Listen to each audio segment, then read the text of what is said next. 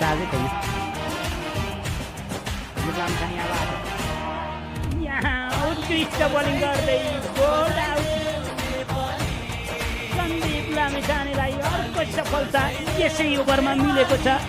सन्दीप लामिछानेलाई अन्ततः यहाँबाट सन्दीप लामिछानेको त्यो बललाई खेल्ने प्रयास त गरेका थिए, तर बोल्ड आउट हुँदै पभिलियनको बाटो फर्किनु।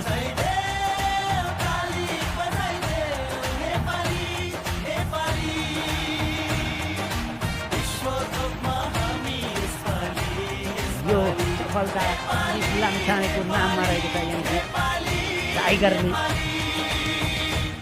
टिमले विकेट निकाल्न सफल भएका थिए। विकेट गएको छ। यो विकेट नेपाललाई चार्जै छैन। यहाँ उत्कृष्ट बोलिङ गर्दै बोल्ड आउट।